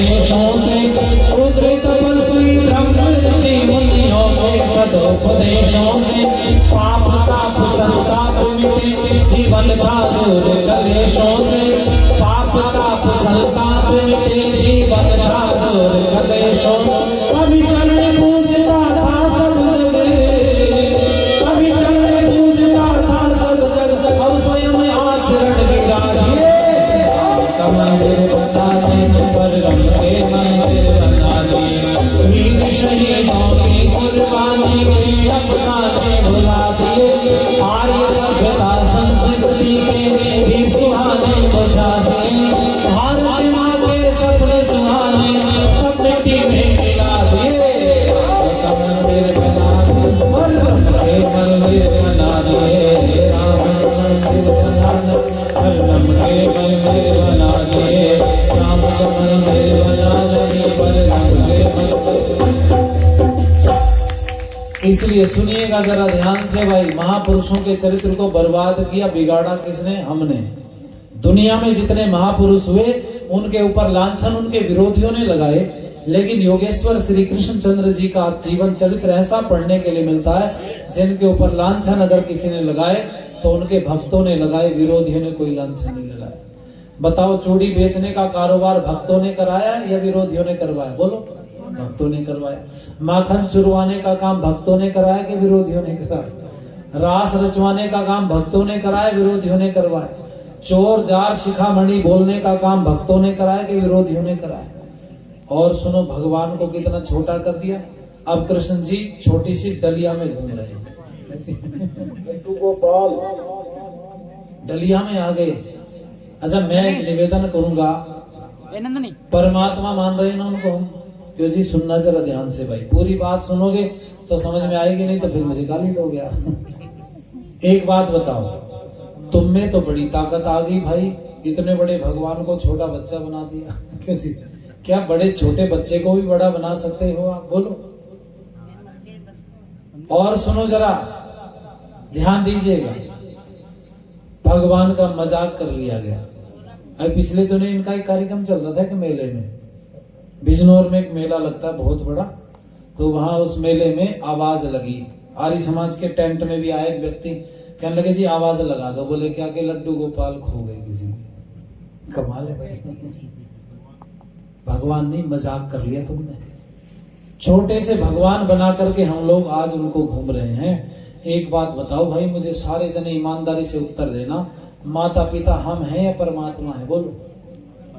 पैदा किसने किया? हमें। बोलो, हम अपने आप नहीं है, परमात्मा ने भेजा। परमात्मा हमारी माता पिता है, तो अगर संतान अपने माँ बाप का भी बाप बनने लगे या माँ बनने लगे तो उसने अच्छा किया या बुरा किया? बोलो। हम बाप बन रहे हैं ना, उनको पाल रहे हैं ना माँ की तरह से। और मैं आपसे पूछूं भाई, जो खाता है उसको खिलाओ, जो नहीं खाता उसको खिलाने से कोई फायदा नहीं। आज मंदिर वाली मूर्तियां जीवित लोगों पर हंसती हैं। वो कहती, देख कैसा मूर्ख हो गया इंसान, अपने हाथ से मूर्तियां घड़ करके उन्हीं की सेवा करता है, और जो मूर्तियां भगवान ने बना करके घर में भेजी थी माता पिता रूपी, उनको धुतकारता है। मंदिर वाली जीत गई और घर वाली हार गई बेचारी। परमात्मा के, भगवान के साथ कैसा मजाक किया जा रहा है, आप सोचो जरा, चिंतन करो। हमने खुद लांछन लगाई भगवान के ऊपर, लेकिन पढ़ो कृष्ण को जरा। कृष्ण का बल पुरुष बिना किसी खून खराबे के इंद्रप्रस्थ का राजा बना दिया युधिष्ठिर को, और इंद्रप्रस्थ का राजा बनाने के बाद में युधिष्ठिर से कहा, युधिष्ठिर अपने राज्य को बढ़ाना चाहिए। यदुवंशियों को उस समय पर एक व्यक्ति तेजी से मारता जा रहा था, जिसने उनके राज्य को छीन लिया था, सैकड़ों राजाओं को अपनी कैद में डाल दिया था। उसका नाम था जरासंध। कृष्ण ने कहा, जरासंध को मार लेते हैं, पूरी दुनिया में हमारा राज्य हो जाएगा। तो युधिष्ठिर ने कहा, बड़ी मुश्किल से रोटी खाने को मिली, हम तो भीख मांगते रहे अब तक। तो हमसे कहता लड़ाई लड़े, हमसे नहीं लड़ा जाता, ये लड़ने का काम हमारे बस की बात नहीं है, तू चाहे तो कर ले, नहीं तो हमें कोई मतलब नहीं पड़ा इस बातों से। आपको बता दूं, जब युधिष्ठिर राजा बने थे इंद्रप्रस्थ के, तो युधिष्ठिर के मंत्री कृष्ण थे उस समय पर। वो इसी शर्त पे उन्होंने राज तिलक कराया था कि अगर तुम मेरे मंत्री बनोगे तो मैं राजा बनूंगा, आप मंत्री नहीं बनोगे तो मैं राजा नहीं बनूंगा। कृष्ण ने कहा, मैं तेरा मंत्री हूं तो मंत्री का भी कर्तव्य है, चल अपने राज्य की सीमाओं का विस्तार कर। उसने मना कर दिया। तो उसने कहा, सुनो, जरासंध से लड़ना है। युधिष्ठिर ने कहा किसी छोटे मोटे से लड़ लेता। तो पता जरासंध ने सैकड़ों राजा को अपनी कैद में डाला हुआ है। कृष्ण ने कहा कि देखो भाई, मुझे अर्जुन और भीम दे दो बस, हम तीनों चले जाएंगे और जरासंध को उसके घर में ललकारेंगे जाकर के, और वहां अगर हमने जरासंध को मार लिया तो 100 देशों पर हमारा चक्रवर्ती राज हो जाएगा, और जरासंध ने अगर हमें मार दिया तो तुझे रोटी खाने के लिए मिलती रहेगी, क्योंकि 3 ही भरेंगे हम, बाकी तेरे पास ही है सब।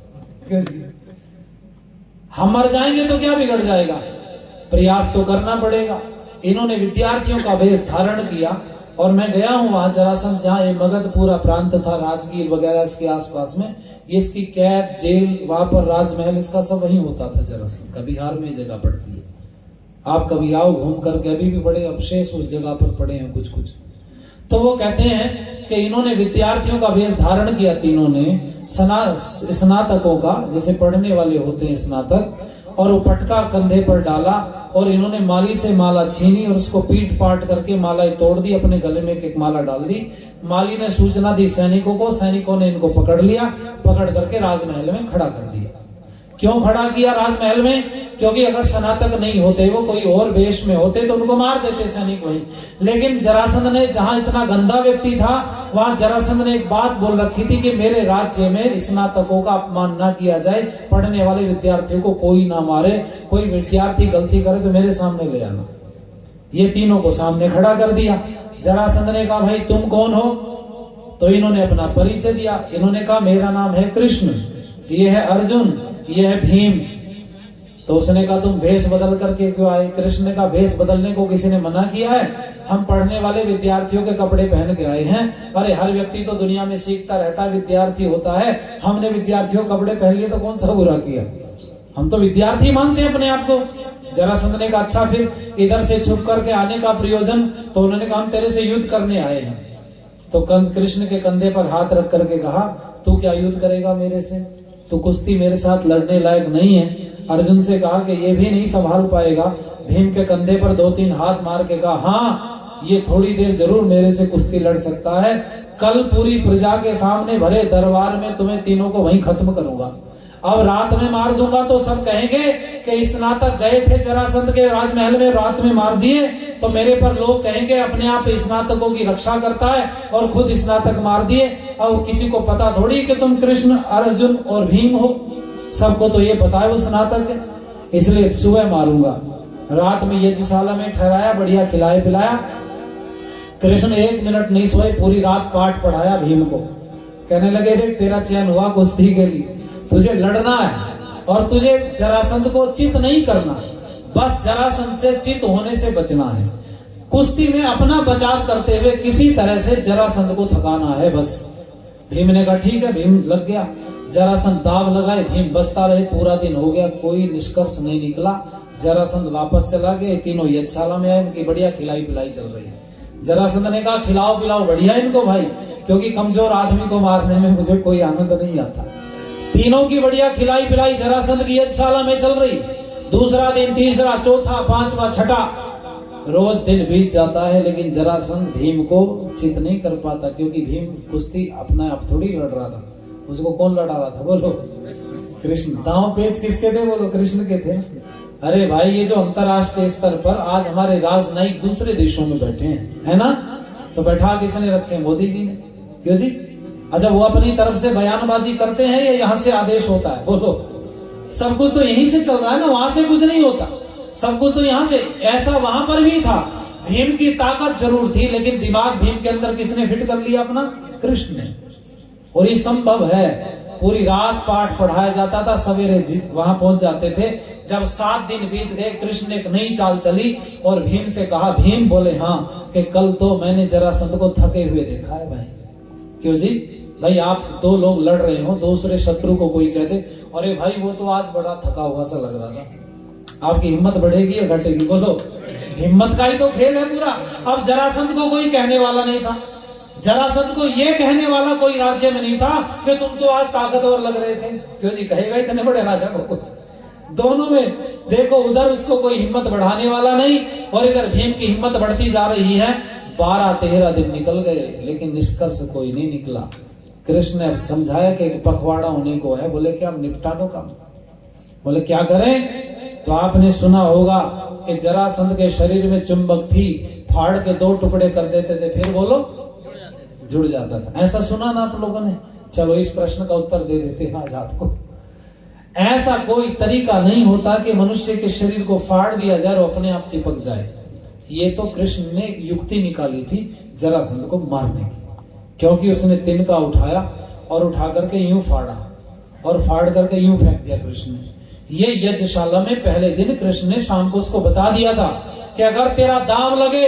अब जरासंध वास्तव में थक गया था, क्योंकि भीम को तो कोई फर्क पड़ नहीं रहा, उसको तो अपने आप को बचाना है, खाली प्रोटेक्ट करना था। वो थका लिया गया जब जरासंध, तो कृष्ण ने कहा अब समय आ गया भीम, मैंने जरासंध को चूर चूर थके हुए देखा है, किसी तरह से एक पल जरूर लगेगा, घुटना मारना पड़ेगा बीच में।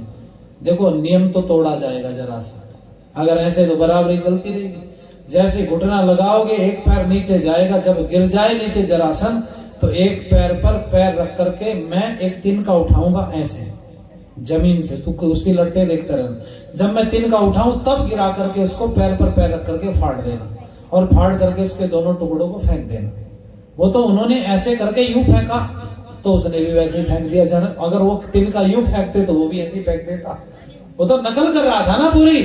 कृष्ण ने देखा अब जरासंध थका हुआ है, कृष्ण ने यूं इशारा किया कोहनी का, तो उसने कोहनी मारी घुटने पर और वो नीचे गिरा जरासंध। एक पल की देर नहीं लगी, इधर उधर से सैनिक दौड़ते, इतने में तो फाड़ के 2 टुकड़े कर दिए भीम ने और दोनों टुकड़ों को अलग अलग दिशा में फेंक दिया। कृष्ण ने निकाला शंख अपनी बगल में से और शोर मचा करके शंख बजा दिया और कहा जो जहां सैनिक खड़ा वो वहीं खड़ा हो जाए, जो विरोध में आएगा उसकी यही दुर्गति करेंगे जो जरासंध की हमने। सब बेचारे चुप खड़े हो गए, किसी हिम्मत नहीं करी। एक व्यक्ति मरा केवल, अभी सुनना जरा आनंद से। एक व्यक्ति मरा, जरासंध के मरते सन्नाटा छा गया। जरासंध का बेटा आया दौड़ करके, पैरों में गिर गया। कृष्ण ने कहा अब सुनो ध्यान से। बोले क्या? हस्तिनापुर को अपनी राजधानी स्वीकार करो। तो उसके बेटे ने कहा ठीक है जी, गद्दी पे तुझे बैठा देते हैं। जरासंध के बेटे को गद्दी पर बैठा दिया और कहा हस्तिनापुर को राजधानी स्वीकार कर लो। बोले कर लिया। अब चलो जेल में जितने राजा सबको निकालो। सारे राजा बाहर निकाले, ऐसे खड़े कर लिया गया उनको सामने ग्राउंड में और खड़े कर करके कृष्ण ने एक बात कही कि सुनो, जो हमारा विरोध करेगा जरासंध के जैसी दुर्गति उसकी भी होगी। सारे राजाओं ने कहा हमारी क्या गलती, पहले तो जरासंध ने पीटा हमें, अब जेल में से निकाल के तुम कूटने के लिए खड़ा कर लिया। हमारी तो कोई गलती नहीं है, हम तो पराधीन हैं, हम तो जेल में पड़े। कृष्ण ने कहा आज से तुम्हें सबको छोड़ा जाता है, जिसकी जो पत्नी भी यहाँ है उसको भी ले जाओ, क्योंकि जरासंध ने स्त्रियों को भी रखा था। कृष्ण ने सबको छुड़वा करके ये बात बोली, जरासंध जैसा व्यक्ति तुम पर दोबारा से कोई कब्जा ना करे, आक्रमण ना करे, इसके लिए हम तुम्हारी रक्षा करेंगे। इसलिए तुम अपनी राजधानी इंद्रप्रस्थ को समझ लो आज से। सारे राजाओं ने एक स्वर में बोल दिया। जरासंध का इतना बड़ा साम्राज्य था, आप सोच नहीं सकते। ऐसी सेना जरासंध के पास में थी जिसका मुकाबला दुर्योधन के पास भी नहीं था। लेकिन कृष्ण ने खून खराबा नहीं किया। एक जरासंध को कितनी समझदारी से, बुद्धिमानी से घर में जाकर के मारा और बिना किसी खून खराबे के पूरी दुनिया में एक ही बार में चक्रवर्ती राज स्थापित कर दिया। ये काम केवल कृष्ण के अलावा दूसरा कोई नहीं कर सकता। रामचंद्र जी भी सीता जी को लेकर गए लंका से, लेकिन हजारों को मारा। 14,000 सैनिक रामचंद्र जी ने 2.5 घड़ी में मार दिए थे। एक घड़ी में 24 मिनट होती है, 24 दूनी 48 और 48 और 12 कितनी हो गई जी? 60। एक घंटे में, यानी कि एक घंटे में 14,000 लोग मार दिए थे रामचंद्र। इतनी तीव्रता से बाण चलाते थे। ऐसा तर्कस उनके पास में था जिसमें से बाण कभी खत्म नहीं होते थे। और वो लिखने वाले, वाल्मीकि रामायण को लिखने वाले कहते हैं रामचंद्र जी के बाण इतनी तेजी से चल रहे थे, हाथ कब तर्कस में जाता था, कब तीर निकलते थे, केवल तीरों की बौछार दिखाई दे रही थी, रामचंद्र जी के हाथ कहीं दिखाई नहीं दे। इतनी फुर्ती से इन सब कामों को किया। लेकिन दोनों में अंतर है भाई। रामचंद्र जी लड़े, राष्ट्र के लिए लड़े, लेकिन योगेश्वर कृष्ण लड़े तो धर्म के लिए लड़े। दोनों का विषय है। और योगेश्वर कृष्ण ने युद्ध के क्षेत्र में समय पर कहा था, यदा यदा हि धर्मस्य ग्लानिर्भवति भारत अभ्युत्थानम् अधर्मस्य तदात्मानं सजाम्यहम् परित्राणाय साधूनाय विनाशाय च दुष्कृताम् धर्म संस्थापनार्थाय संभवामि युगे युगे। ऐसे कृष्ण को हमने रास रचैया बना दिया, चोर बना दिया, स्त्रियों के वस्त्र उठाने वाला बना दिया। आओ एक गीत की लाइन मेरे साथ गुनगुनाओ। ओ कृष्ण मुरारी आजा, सुदर्शन धारी आजा, ओ कृष्ण मुरारी आजा, सुदर्शन धारी आजा। सोनी हो गई भारत माँ की गोद, अरे घनश्याम। सोनी हो गई भारत माँ गोद, अरे घनश्याम। ओ कृष्ण मुरारी आजा, ओ कृष्ण मुरारी आजा, सुदर्शन धारी आजा। पैदा हो गए कंस हजारों आज तेरे भारत में, पैदा हो गए कंस हजारों आज तेरे भारत में। धर्म कर्म मर्यादा भूले फंसे हुए स्वार्थ में, धर्म कर्म मर्यादा भूले फंसे हुए स्वार्थ में। जिनकी गाल करतूतों से, जिनकी गाल करतूतों से हुआ देश बदला। सुदर्शन धारी आजा, कृष्ण मुरारी आजा, सुदर्शन धारी आजा।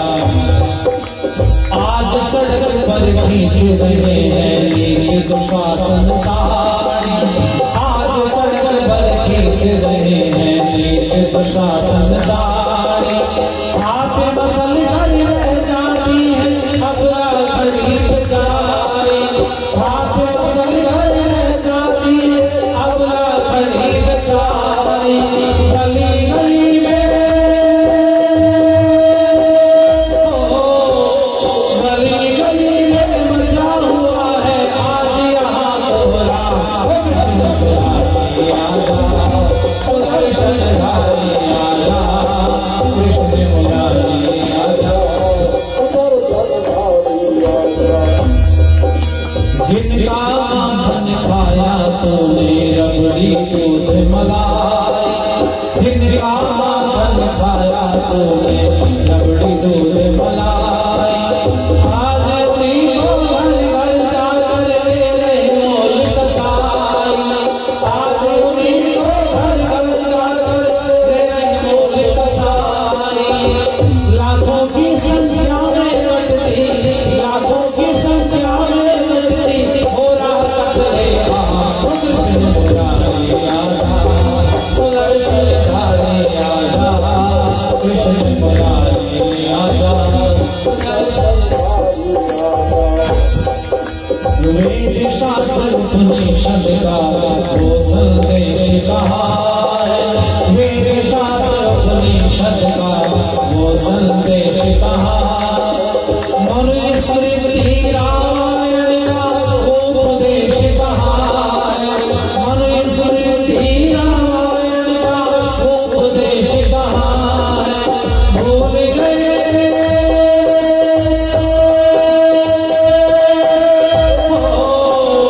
भूल गए सभी जन गीता का पैगाम। कृष्ण मुरारी आजा, सुदर्शन धारी आजा, कृष्ण मुरारी आजा, सुदर्शन धारी आजा। सोनी हो गई भारत माँ की गोद, अरे घनश्याम। सोनी हो गई भारत माँ की गोद, अरे घनश्याम। कृष्ण मुरारी आजा, सुदर्शन धारी आजा, कृष्ण मुरारी आजा, सुदर्शन धारी आजा, कृष्ण मुरारी आजा, सुदर्शन धारी। इसलिए भाई ऐसे महापुरुष को जो भूत होना भविष्यति न हुआ न होने की संभावना, उसको हमने चरित्र को बर्बाद करके बदनाम किया।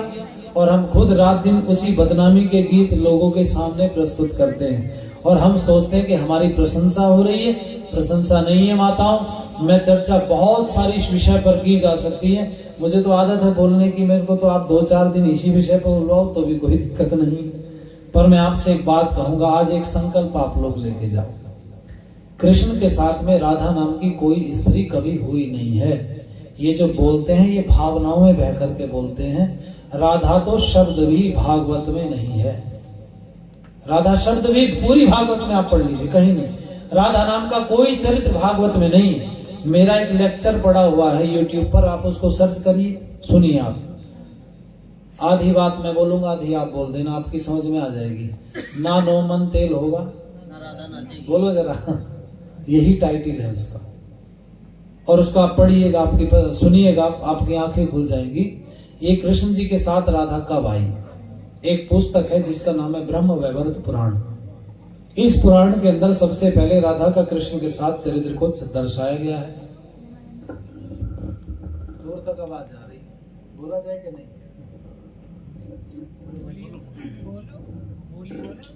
इसलिए सुनिए भाई, ये जो राधा कृष्ण के साथ जोड़ी गई है, इसके 4 संबंध दिखा दिए कृष्ण के साथ। मैंने इस पर भी लिखा है, ब्रह्म वैवर्त पुराण लिखने वाला भांग के गोले खा के बैठा होगा, भंगड़ ही कर सकता है इसी बात। तो वो एक दिन 3-4 भांगी इकट्ठे हो गए भंगड़ गांव में। तो उन्होंने कहा, वो दम लगा रहे थे, तो जब नशा चढ़ना शुरू हुआ उनको, तो गांव के बाहर बैठे थे 4 आदमी थे। उन्होंने कहा, भाई पूरा गांव हमें निकम्मा बोलता है। बोले क्या करें, क्या कुछ काम करना चाहिए इस बार। बोले क्या काम करोगे? बोले गांव में जो तालाब है ना, ये इसमें मिट्टी डाल लेते हैं। बोले फिर क्या करोगे भाई? कि मिट्टी से पाट देते हैं, मिट्टी से पूरे तालाब को पाट देते हैं और फिर इसमें खाद वाद डाल के बढ़िया गन्ना बोएंगे इसमें, क्योंकि लखीमपुर खीरी में गन्ना खूब हो जाता है।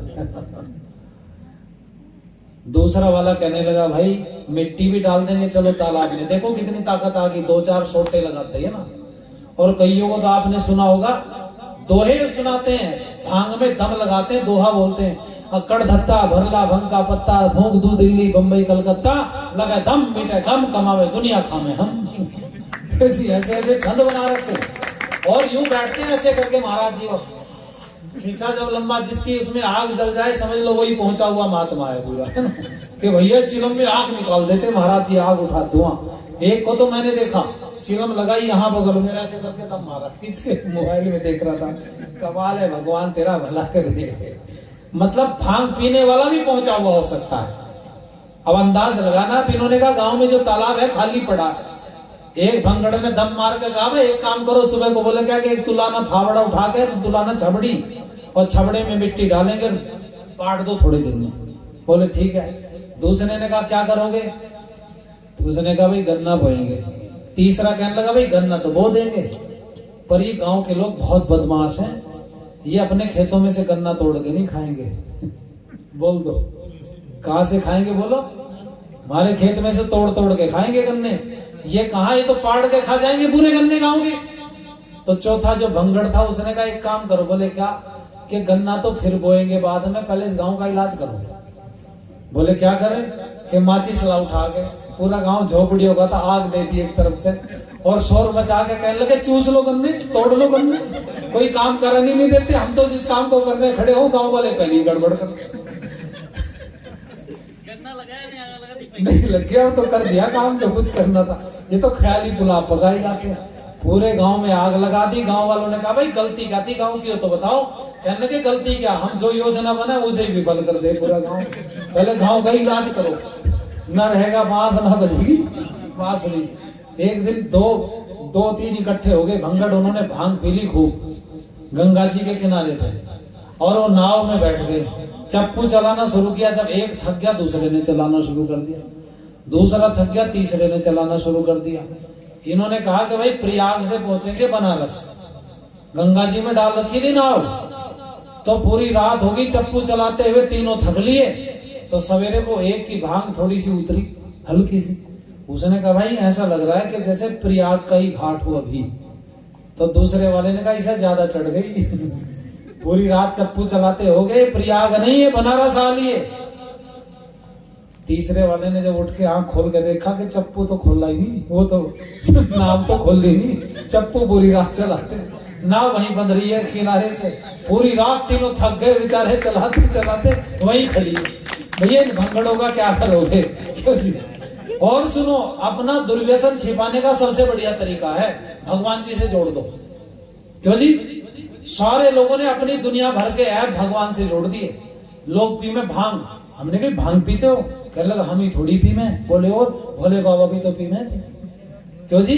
भोले बाबा को क्या भंगड़ बना दिया। एक टी शर्ट चल रही आजकल, पता नहीं आपके यहाँ भी नौजवान पहनते होंगे, यूं बैठे भोले बाबा चिलम में दम लगा रहे। हाय कमाल कर दिया भाई। और सुनो, हमने कहा भांग पीते हो? बोले हम ही थोड़ी पीते। बोले और भोले बाबा भी तो पीते थे। हमने कहा शराब पीते हो? बोले हमें नहीं पीते। बोले और भैरव बाबा भी पीते थे। हमने कहा मांस खाते हो? बोले हम ही थोड़ी खाते हैं। बोले काली देवी भी तो खाती है। काली कलकत्ते वाली तेरा वचन न जाए खाली। बोले पूरे दिन बकरे कटते। हमने कहा अच्छा भाई ये तो बात ठीक नहीं है, तुम दूसरे की बहन बेटियों को छेड़ते हो। तो उन्होंने कहा योगेश्वर कृष्ण भी तो यही काम करते थे। अरे अपनी समस्याओं को भगवान से, देवियों से, महापुरुषों से जोड़ दिया, ये गलत है। भोले बाबा ने कभी भांग नहीं पी भाई, भैरव बाबा ने कभी मदिरापान नहीं किया, और काली देवी ने कभी बकरे नहीं खाए। कभी मंदिर में जाओ तो काली देवी की जीभ बाहर को यूं है। क्यों जी, है या नहीं? चित्र में आपने देखा होगा। और देवी माता हमारी कह रही है देख लो मैंने इतना सभी नहीं खाया, मुंह फैला के दिखा दिया। यही खा रहे निकम्मे भक्त काट काट के नाम पे। बोलो अरे क्या महापुरुष सब कामों को करते होंगे? ये सब गंदगी महापुरुषों से जोड़ दी गई। मैं कहना चाहूंगा आर्य समाज जी शुद्ध विचारधारा का प्रचार प्रसार करता है। और मैं आप लोगों से कह रहा था, ये ब्रह्म वैवर्त पुराण लिखने वाले ने 4 संबंध कृष्ण के साथ राधा के दिखा दिए। जब राधा हुई ही नहीं है तो तूने कहां से ले आप पकड़ के भाई राधा को? इसने 4 संबंध कौन से दिखाए? इसने कहा राधा तो कृष्ण की प्रेमिका थी, एक संबंध गिनते रहना। दूसरा कहा राधा कृष्ण की पत्नी थी। कैसी थी पत्नी? कहने लगा ब्रह्मा जी ने विवाह कराया था वन के अंदर। 2 संबंध हो गए। तीसरा और गिनवाया, इसने कहा राधा तो कृष्ण की मामी थी। बोले कैसे? कृष्ण का मामा था रायण, रायण की पत्नी थी राधा, इसलिए कृष्ण की मामी हो गई। 3 संबंध हो गए। चौथा और सुनो, चौथा कहता है कृष्ण की बेटी थी राधा। इसको डंडा मारोगे या फिर इसको प्यार करोगे? बोलो ऐसा धूर्तानंद सरस्वती, इसने कितना बर्बाद किया जीवन चरित्र। ये कहता है कृष्ण की बेटी थी। अरे भाई पत्नी कोई बेटी हो सकती है क्या? या मामी कोई पत्नी हो सकती है क्या? ये पागलपन की बातें हैं। मैं आपसे कहूं ध्यान देना जरा भाई। ये कहता है कि बेटी इसलिए लगती थी, रायण कृष्ण का शिष्य था और शिष्य की पत्नी जो होती है वो बेटी लगती। क्या क्या वाह, तेरे बुद्धि बड़ी कमाल की थी भाई। मैंने इस विषय की चीर फाड़ की बढ़िया से, हजारों लोगों ने देखा इस विषय। और मैं आपको भी बता रहा हूं, सुनना जरा ध्यान से भाई। ये राधा कौन थी? ये नौमन तेल वाली राधा थी। एक नृतिका हुई राधा, नाचने वाली स्त्री थी। वल्लभाचार्य जी ने अपना संप्रदाय खड़ा किया। उनको भीड़ इकट्ठा करने के लिए किसी की जरूरत पड़ती थी। भीड़ इकट्ठा करने के लिए एक नाचने वाली युवती बुलाई जाती थी। ये नाचती थी, बड़ी सुंदर युवती थी, मैं गलत नहीं बोलूंगा, इसको नृत्य करती थी। और उस समय पर ये फिल्मी गाने तो होते नहीं थे आज वाले, जैसे आज वाले चल रहे हैं, है ना। उस समय तो भक्ति के गीत होते थे, तो कृष्ण की भक्ति के गीत गाए जाते थे। ये स्त्री उन गीतों पर नृत्य करती थी, नाचती थी। इसका नाम था राधा। ये नृत्य करती थी, भीड़ बहुत इकट्ठी हो जाती थी। उस भीड़ को संभालने के लिए मशाल जलाई जाती थी और मसालों में तेल डाला जाता था। अर्थात इतनी भीड़ आती थी, एक रात में मसाल जलाने में 9 मन तेल लग जाता था। कितना तेल लग जाता था बोलो जरा? 9 मन। तो राधा की जो नचाने वाली टीम थी ना, मैनेजर वगैरह, वो पहले आते थे। वो कहते थे भाई कहाँ होगा प्रोग्राम? बोले इस ग्राउंड में। बोले ठीक है भैया, जगह तो काफी है, क्योंकि बड़ी जगह चाहिए, भीड़ आएगी। वो कहते थे अब तेल और दिखाओ। बोले जी कितना तेल? बोले 9 मन तेल दिखाओ, क्योंकि रात में भीड़ को संभालने के लिए भाई प्रकाश का ये वाला प्रबंध तो था नहीं, बिजली तो थी नहीं, मतलब मशाल जलाई जाती थी, क्योंकि रात में 9 मन तेल लग जाएगा। और भैया ना 9 मन तेल होगा ना राधा, पहले तेल दिखाओ तब नाचेगी। तुमने अंधेरा कर दिया, मुश्किल हो जाएगी। ये वो राधा नाचती रही। राधा वल्लभाचार्य जी ने राधा वल्लभ संप्रदाय भी चला दिया। ये ब्रह्म वैवर्त पुराण लिखा गया। और धर्म प्रेमी सज्जनों, माताओं, बहनों, राधा की एंट्री जीवन में होगी योगेश्वर कृष्ण में। ये पाप है, गलत है। एक ऐसी स्त्री को कृष्ण के साथ जोड़ना। एक ही पत्नी थी कृष्ण की, उसका नाम था रुक्मणी। एक ही बेटा था, उसका नाम था प्रद्युम्न। प्रद्युम्न के बेटे का नाम कोई बताएगा आप में से? बोलो, भूलोगे तो नहीं? बता तो मैं दूंगा। बोलो, भूलो तो नहीं? चलो बोलो मेरे साथ, अनिरुद्ध। क्या नाम था बोलो जरा? अनिरुद्ध। अच्छा, अनिरुद्ध के बेटे का नाम क्या था? ये गद्दी पर बैठा था उस समय, राजा ये था जब कृष्ण जी की मृत्यु हुई। इसका नाम था वज्र। क्या नाम बताया मैंने?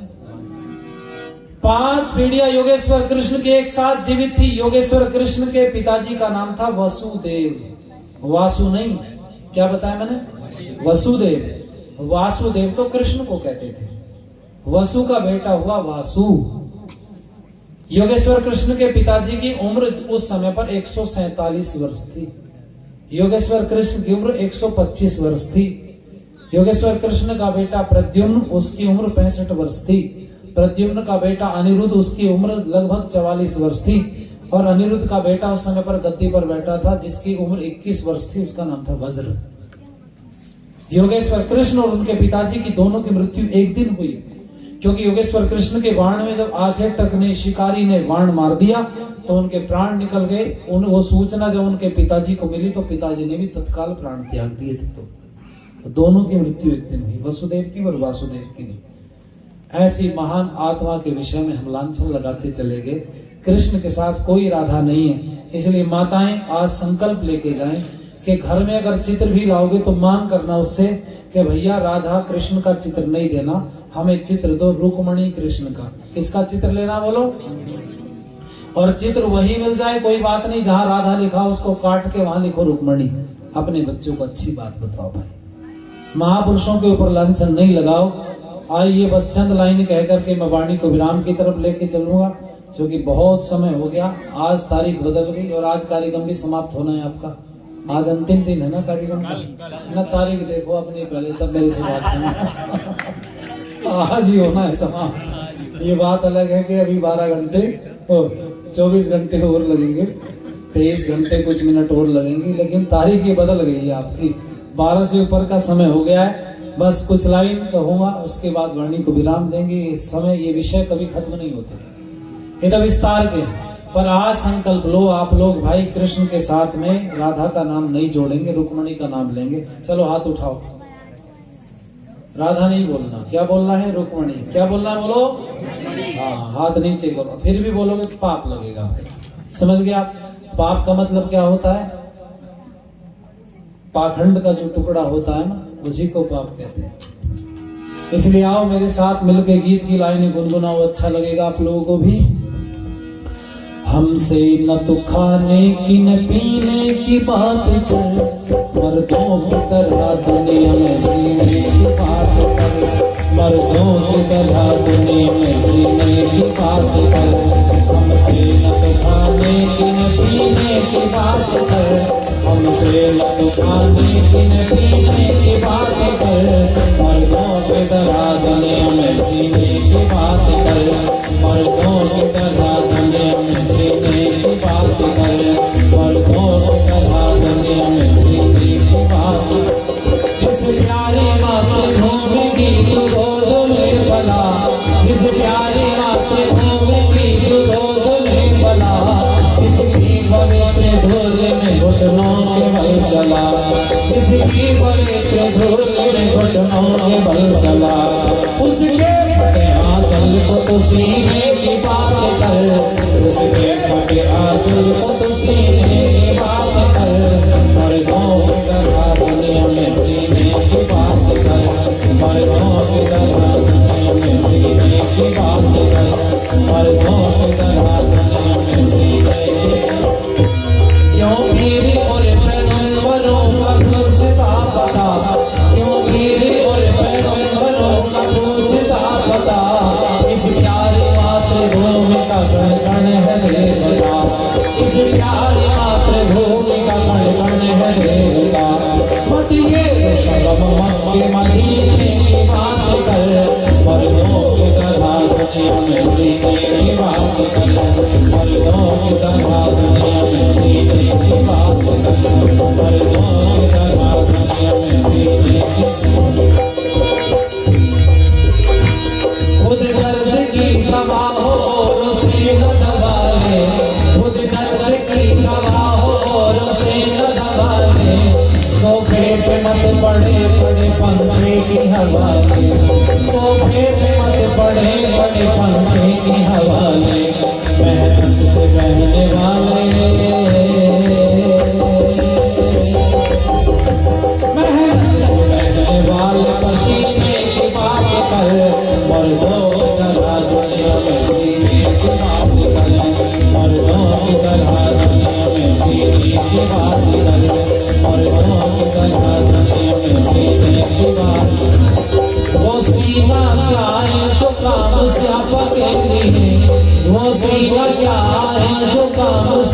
के लिए, हर राष्ट्र भवन की प्रकाश रक्षा के लिए, हर राष्ट्र भवन की प्रकाश रक्षा के लिए।